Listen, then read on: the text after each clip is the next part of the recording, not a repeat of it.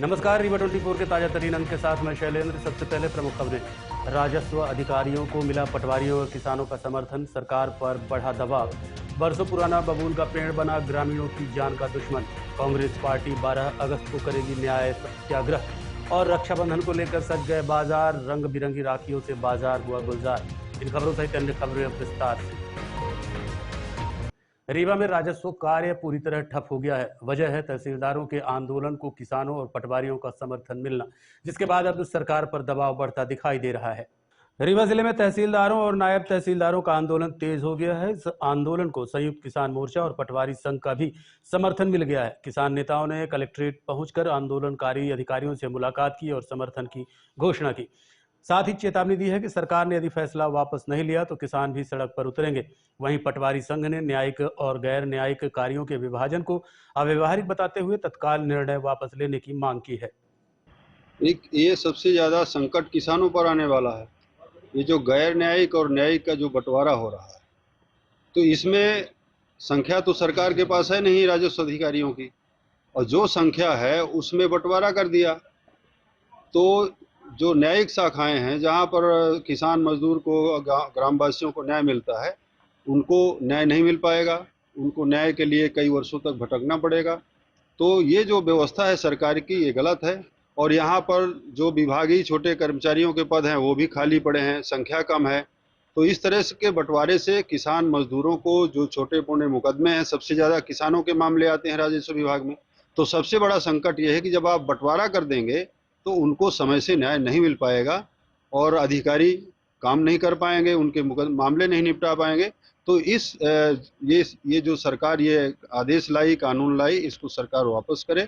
हम राजस्व विभाग के अधिकारियों के साथ हैं। आगे भी जो बड़ा मूवमेंट आंदोलन होगा उसमें भी हम लोग पूरी तरह से सहभागिता करेंगे, और लंगर भी लगाना होगा तो किसान उस आंदोलन में लंगर भी। देखिए, इस विभाजन से किसानों को ही मूल समस्या होने वाली है, क्योंकि राजस्व न्यायालयों में जो प्रकरण है, अभी जहां 2 अधिकारी, 3 अधिकारी, 4 अधिकारी मिलकर सुनते थे, अब उन न्यायालयों का मर्जर किया जा रहा है। जो पहले टप्पा कार्यालय चलते थे उनका भी मर्जर किया जा रहा है। तो इससे कहीं ना कहीं किसानों का ही अहित होना है। इसी को दृष्टिगत रखते हुए किसान संघ ने आज हमारा समर्थन किया है, और आज हमें पटवारी संघ का भी समर्थन मिला है। राजस्व जो हमारे राजस्व निरीक्षक हैं उनका भी समर्थन मिला है, और ये समर्थन धीरे धीरे और बढ़ता ही जाए, क्योंकि जैसे जैसे लोगों को वास्तविकता पता चल रही है इस विभाजनकारी नीति की, वैसे वैसे लोग हमारे साथ जुड़ते जा रहे हैं। तो ये एक तरीके से आम आदमी की आवाज है जो हम लोग द्वारा तहसीलदारों के लिए न्यायिक और गैर न्यायिक का अलग अलग आदेश कर दिया गया है, और परंतु शासन के पास संख्या तहसीलदारों की है नहीं। अब 4 सर्किल में ऑलरेडी पहले 3 रहते थे, अब 3 में 2 को गैर न्यायिक कर दिया और 1 को न्यायिक कर दिए। अब इसमें क्या, जनता सबसे ज्यादा परेशान होगी। अब शासन को पहले ये सोच के आदेश करना चाहिए था। अब सबसे ज्यादा इसमें जनता को परेशानी होगी, इसीलिए हम लोग इसके विरोध में हैं, और नैतिक समर्थन हम लोग तहसीलदार। जिले के सगरा थाना क्षेत्र से एक गांव में बबूल का पेड़ लोगों की जान का खतरा बनता दिखाई दे रहा है, जिसे देखते हुए सरपंच ने पेड़ कटवाने की मांग की है। ग्राम पंचायत नवागांव में एक बबूल का पेड़ ग्रामीणों के लिए जान का खतरा बन गया है। पेड़ के गिरने का खतरा एक महिला के घर पर मंडरा रहा है, जिसे देखते हुए गांव के सरपंच ने इसे समय पर काटने की सिफारिश की है। बताया जा रहा है कि दिनेश तिवारी पिता सालिग्राम तिवारी के खेत में एक विशाल बबूल का पेड़ समीप के मकान पर झुका हुआ है। यह मकान सविता तिवारी पत्नी रमाकांत तिवारी का है। ग्रामीणों का कहना है कि बबूल का पेड़ काफी पुराना हो चुका है और अब सविता तिवारी के खपरेल मकान की ओर खतरनाक तरीके से झुका हुआ है। भारी बारिश, तेज हवाओं या तूफान से पेड़ के गिरने की आशंका जताई जा रही है, जिससे जान माल का गंभीर खतरा बना हुआ है। गांव के सरपंच रामाधार विश्वकर्मा ने इस स्थिति को गंभीर मानते हुए प्रशासन से पेड़ कटवाने की अनुशंसा की है। तार फंसा है सर, हमारे यहाँ से कनेक्शन मीटर लगा है। अब बमूर गिर जाये तो वह टूट जाये, लाइट अब वो हो सकता है, करंट फैल सकता है, कुछ भी हो सकता है। परेशानी है, तार टूट जाये तो करंट फैली पूरे घर में। गाय माँ बांधी रहती, छोटे छोटे लड़के बच्चा है। अब वो ड्यूटी में चले जाते हैं, हम अकेले घर में रहते सर, ज्यादा परेशानी है। यहाँ पेड़ ये छटवा नहीं रहे हैं? नहीं सर, पहले अपने कट के छटा देते हैं, कट के हमारे अलग के नहीं छटा में। काहे का पेड़ है वो? शोभमोर का। शोभमोर तो गिराया भी जा सकता है, छाटा भी नहीं गिराए। आवेदन दिए थे सर 5 साल पहले, और थानेदार बोल के गए थे कि गिरवा ले। निकलवा देवे का तो नहीं निकलवाएं, परेशान करे हैं। अभी शासन प्रशासन से क्या मांग है आपकी? अब हम ये चाहिए कि वह करें, गिरवा दे, हमारा घर गिर जाये, शासन थोड़ा देख लें कि भाई हमारा दीवार पूरी चिटिक गया है, 3 जगह से दीवार, जब से वो मजा के टकराया गया तो दीवार चिटिक गया है। कमिश्नर द्वारा प्रत्येक मंगलवार साइकिल से कार्यालय आने को लेकर महापौर के बाद अब कांग्रेस नेता ने इसे दिखावा बताया है। रीवा में संभागीय कमिश्नर बीएस जामोद द्वारा बीते दिनों एक निर्देश जारी किया गया कि संभाग भर के कर्मचारी हर मंगलवार अपने कार्यालय साइकिल द्वारा पहुंचेंगे। बीते मंगलवार को ये नजारा देखने को मिला, लेकिन अब रीवा के वरिष्ठ नेता अनुपम तिवारी ने साइकिल से कार्यालय पहुंचने को सिर्फ दिखावा बताया है। वहीं इसके पहले महापौर भी इस पर सवाल उठा चुके हैं। देखिए, वैसे ये बात सारे देश के लिए कही जा सकती है, पर मैं रीवा के और आपके प्रश्न के संदर्भ में ये कहना चाहूँगा, एक ही उल्लू काफ़ी था बर्बाद गुलिस्तां करने को, हर शाख पे उल्लू बैठा है, अंजाम गुलिस्तां क्या होगा। ये साइकिल चालन तो अच्छी बात है, लेकिन मैं एक प्रश्न करना चाहता हूं आपके माध्यम से कि जो ये पैसे बचाने की और पर्यावरण की बात कही जा रही है, तो मैं पूछना चाहता हूं कि जो अभी आप लोगों के ही माध्यम से हम लोग सुनते रहते हैं कि एक मंत्री जी के किसी दौरे में लाखों रुपए के समोसे खा गए और काजू किशमिश बादाम खा गए, वो पैसा भी बचाया जा सकता है, गरीबों के टैक्स का पैसा है। और मैंने देखा कल कई लोग अधिकारी बाइट देने के लिए फोटो खिंचवाने के लिए आगे आगे साइकिल में जा रहे थे और पीछे पीछे उनकी गाड़ियां जा रही थी, उनके ऑफिस तक फॉलो कर रही थी उनको। इसमें भाई कौन सा पैसा बच रहा है? पेट्रोल डीजल तो खर्च ही हो रहा है।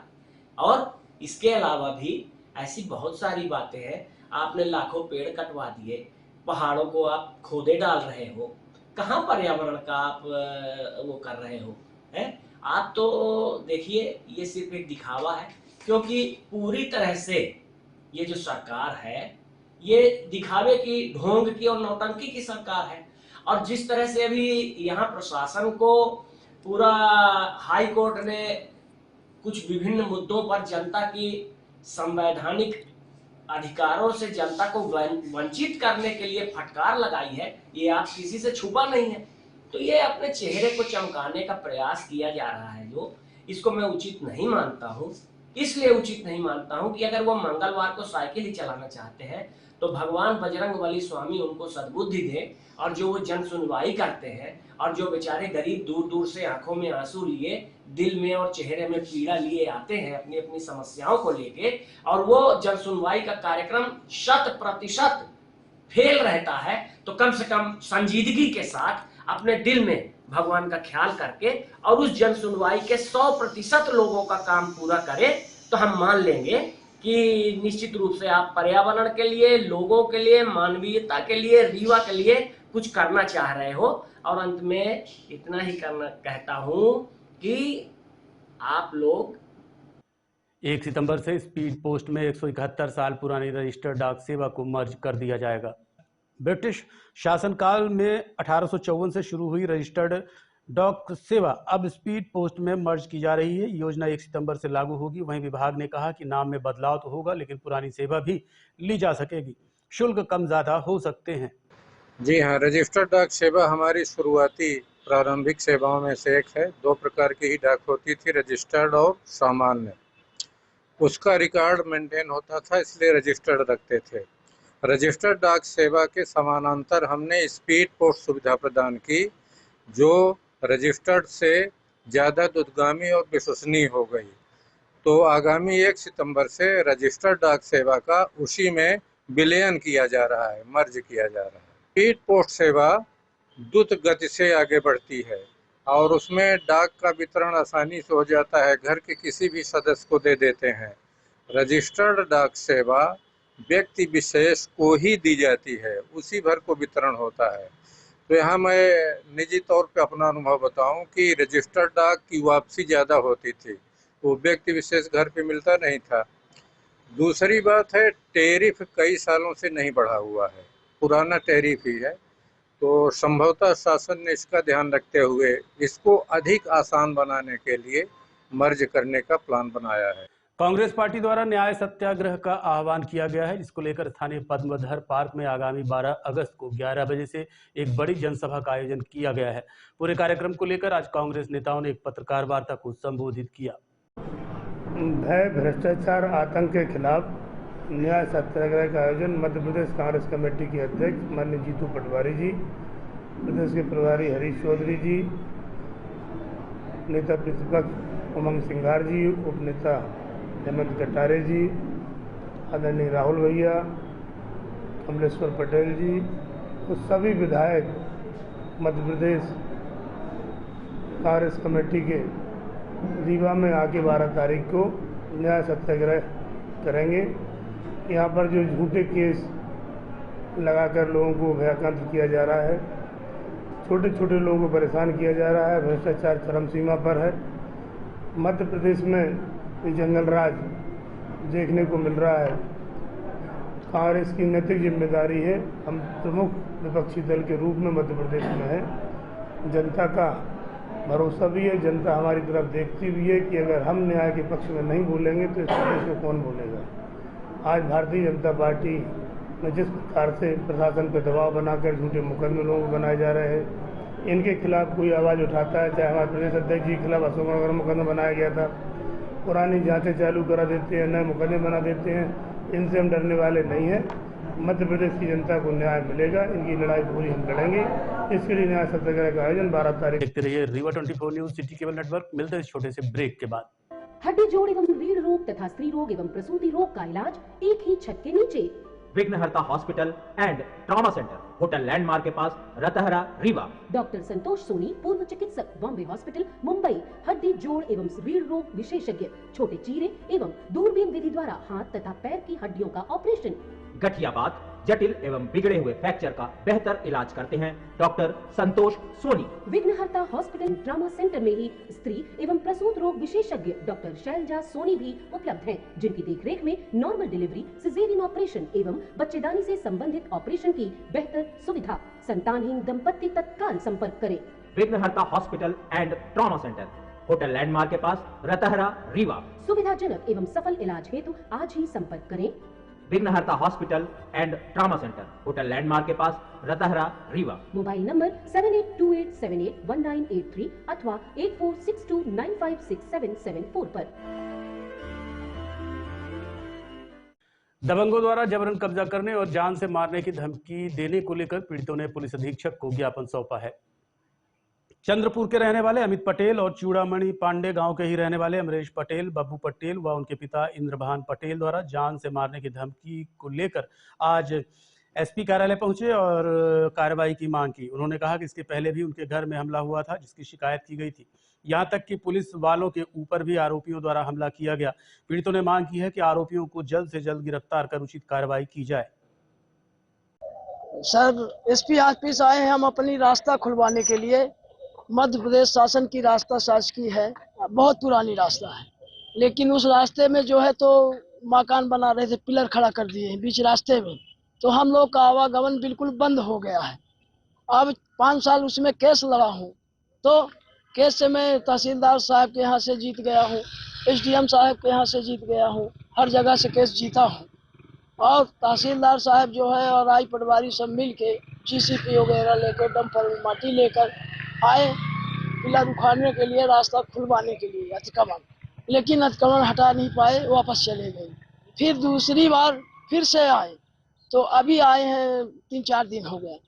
तो वहाँ जो है तो जो माने अपने विपक्षी आदमी हैं, तो उनके वो अपने लड़कियों को कॉलम बीम के पास खड़ा कर देते हैं कि दूसरा आएगा तो उनके ऊपर जो है तो केस लग जाएगा।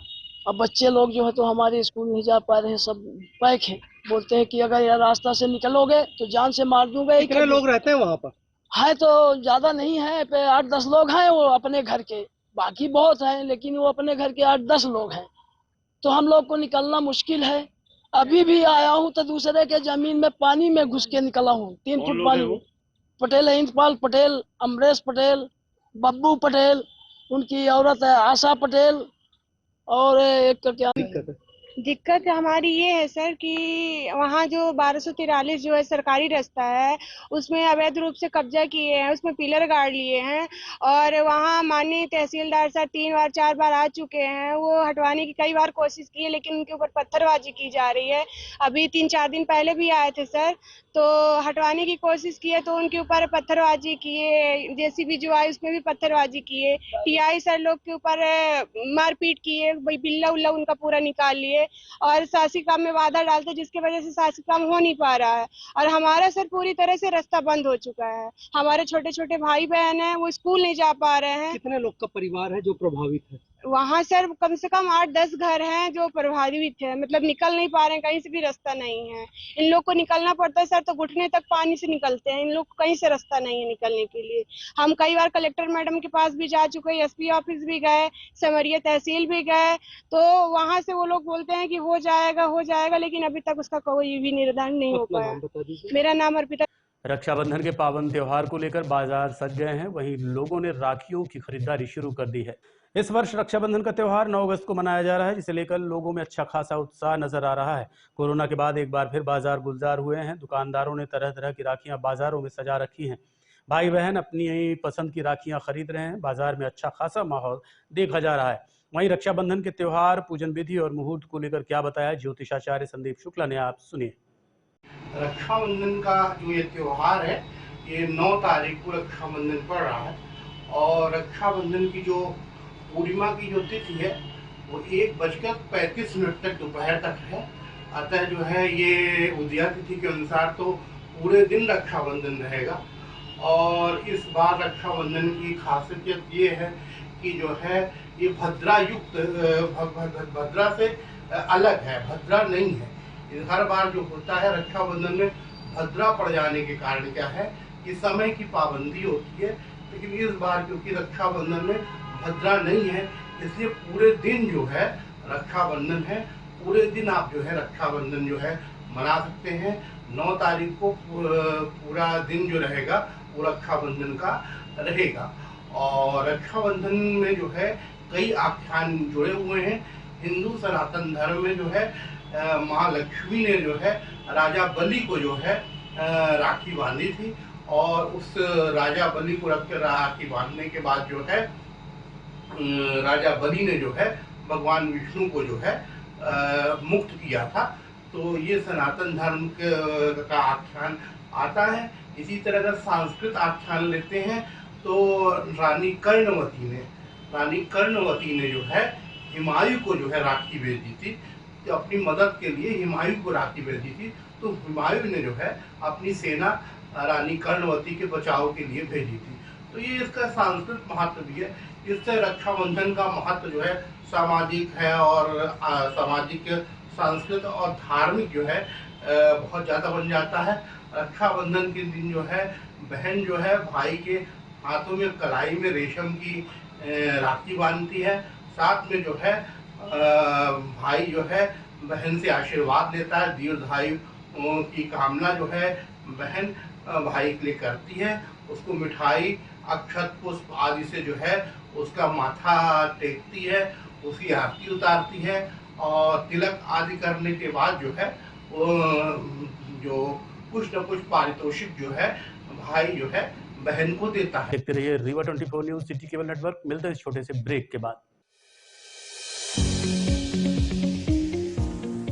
विंध्य क्षेत्र का शिक्षा पथ प्रदर्शक Pentium point group of institutions Rewa, जो पिछले 25 वर्षों से ज्ञान, गुणवत्ता और विश्वास का प्रतीक बना हुआ है। इस प्रतिष्ठान के अंतर्गत संचालित है Pentium point college of pharmacy, मान्यता प्राप्त फार्मेसी काउंसिल ऑफ इंडिया से, जहां संचालित हो रहे हैं बी फार्मा 4 वर्षीय और डी फार्मा 2 वर्षीय जैसे professional course. Pentium point college of law, मान्यता प्राप्त bar council of India new Delhi से, जहाँ उपलब्ध है देश के भविष्य निर्माता विद्यार्थियों के लिए B B.Com LLB, BBA LLB, BA LLB 5 वर्षीय, LLB 3 वर्षीय और LLM 2 वर्षीय जैसे रोजगार परक पाठ्यक्रम। Pentium point college of management approved by AICTE, जहां संचालित हैं हाईली डिमांडेड MBA 2 वर्षीय कोर्स। साथ ही Pentium Point Technical College Rewa का एकमात्र संस्थान जहां AICTE से मान्यता प्राप्त BBA और BCA जैसी तकनीकी पाठ्यक्रम संचालित है। रेगुलर कोर्सेज में B.Com, BSc, BA तथा स्नातकोत्तर स्तर पर MA history, economics, sociology, MSc chemistry, biotechnology, computer science और PGDCA डिप्लोमा भी उपलब्ध है। यहाँ शिक्षण कार्य नेट, सेट व PhD धारक प्राध्यापकों द्वारा कराया जाता है। साथ ही उच्च गुणवत्ता की प्रयोगशालाएं, pharmacy lab, biotechnology lab, computer lab, moot court और विशाल पुस्तकालय संस्थान की विशेषताएं हैं। बौद्धिक और सांस्कृतिक गतिविधियों के लिए एक अत्याधुनिक ऑडिटोरियम, खेल गतिविधियों हेतु इंडोर और आउटडोर स्टेडियम, जहां शिक्षा के साथ संपूर्ण व्यक्तित्व का विकास सुनिश्चित है। So please visit Pentium point where vision meets excellence. Admission open, so visit today. Pentium Point Group of Institutions Rewa. जी हाँ, विंध्य क्षेत्र का शिक्षा पथ प्रदर्शक Pentium Point Group of Institutions Rewa, जो पिछले 25 वर्षों से ज्ञान, गुणवत्ता और विश्वास का प्रतीक बना हुआ है। Yes, one and only Pentium Point Group of Institutions Rewa. Rakshabandhan का त्योहार नजदीक है और बाजारों में रौनक अपने चरम पर है। इस पावन अवसर पर रीवा के लोगों के लिए खास तोहफा लेकर आया है रीवा गोल्ड पैलेस। इस बार रीवा गोल्ड पैलेस पर आपको मिलेगी सोने और चांदी की आकर्षक राखियां, जो न सिर्फ भाई की कलाई की शोभा बढ़ाएगी बल्कि जीवन भर के लिए एक यादगार तोहफा भी बनेगी। यहाँ पर हर बजट के अनुसार कई वैरायटी उपलब्ध हैं। तो अगर आप इस रक्षाबंधन अपने भाई को देना चाहते हैं कुछ खास और कीमती, तो एक बार जरूर पधारिए रीवा गोल्ड पैलेस, जहां रिश्तों की डोर को सजाया जाता है असली सोने और चांदी से। पत्रकारिता के हस्ताक्षर राजेंद्र माथुर की जयंती अवसर पर रीवा के माखनलाल चतुर्वेदी राष्ट्रीय पत्रकारिता विश्वविद्यालय में एक कार्यक्रम का आयोजन किया गया। सुप्रसिद्ध एवं महान पत्रकार स्वर्गीय राजेंद्र माथुर की जयंती अवसर पर आज रीवा के माखनलाल चतुर्वेदी राष्ट्रीय पत्रकारिता विश्वविद्यालय के रीवा परिसर में कार्यक्रम का आयोजन किया गया। कार्यक्रम में निदेशक सत्येंद्र डहेरिया ने श्री माथुर के व्यक्तित्व एवं कृतित्व पर प्रकाश डालते हुए उनके लेखों और पुस्तकों के बारे में अवगत कराया। वहीं वरिष्ठ पत्रकार एवं प्राध्यापक जयराम शुक्ल ने राजेंद्र माथुर के रीवा प्रवास पर यहाँ के प्रसिद्ध पर्यटक गोविंदगढ़ में स्थल भ्रमण के दौरान हुए संस्मरण सुनाए। इसके साथ ही उन्होंने राजेंद्र माथुर की लेखनी और पत्रकारिता से आज की पत्रकारिता जगत को सीख लेने की बातें कही। कार्यक्रम के दौरान स्वर्गीय राजेंद्र माथुर पर राजेश बादल द्वारा निर्मित फिल्म का प्रदर्शन भी किया गया। इस अवसर पर विश्वविद्यालय परिवार के कुल सचिव विवेक शाक्य सहित छात्र छात्राएं, अधिकारी एवं कर्मचारी मौजूद रहे।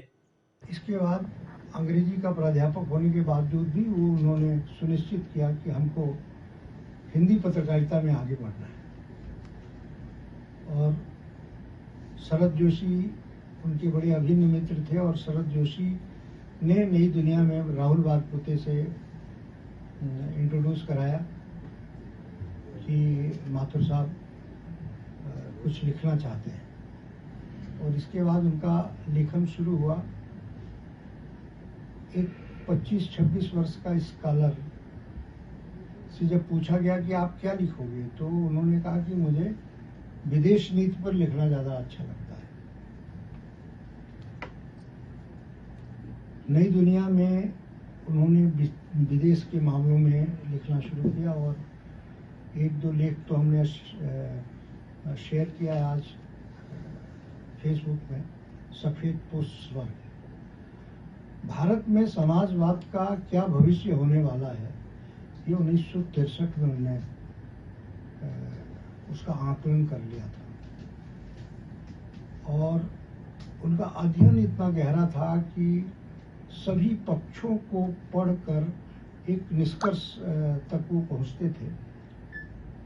उनके बारे में बहुत से बड़े बड़े लेखकों ने उनके दृष्टिकोण, राहुल वारपुते एक पत्रकारिता में जिनको हम महर्षि का दर्जा देते हैं, नई दुनिया के जो लंबे समय तक संपादक रहे हैं, और उन्हीं के सानिध्य में राजेंद्र जी ने पत्रकारिता प्रारंभ की। नवभारत टाइम्स में एक प्रधान संपादक के रूप में 1982 से उन्होंने अपनी यात्रा शुरू की। और एक बड़े गौरव की बात है कि एक बार राजीव गांधी के भ्रमण काल में जो विदेश यात्रा हुई थी, तो हिंदुस्तान के सभी पत्रकार जो शीर्षस्थ मीडिया के हैं, सबके प्रतिनिधि गए थे। और अमेरिका में एक प्रेस कॉन्फ्रेंस हुई, मतलब हवाई जहाज में ही वो प्रेस कॉन्फ्रेंस हुई थी, बड़ी चर्चित हुई थी। तो वो अपने आप में एक खबर बनी। हिंदुस्तान से जाने वाला जो हिंदी का पत्रकार है, वो भी अंग्रेजी से सवाल पूछता था राजीव गांधी से, लेकिन राजेंद्र माथुर ने हिंदी से सवाल पूछा। एक अंग्रेजी का प्राध्यापक हिंदी की पत्रकारिता को So you just mentioned that you want to learn Python. So do not learn. तो मेरा सौभाग्य था, इस तरीके की शख्सियत थी। और ये बड़ा हिस्टोरिक है कि 91 में वो रीवा में थे हमारे आमंत्रण में। इसी अगस्त के महीने में उनका जन्मदिन भी हम लोगों ने यही मनाया था। और यहाँ के जो पिकनिक स्पॉट है वहाँ पे हम लोग घूमने गए थे। और एक बड़ा अच्छा वाकया, उनके निधन के दूसरे दिन मैंने वो लेख लिखा था, तो नवा टाइम्स ने भी उसको छापा था। हम लोग गोविंदगढ़ गए थे। गोविंदगढ़ यहाँ के जो होंगे तो वो जानते होंगे, एक बहुत बड़ा तालाब है, वहाँ बीच में एक टापू है।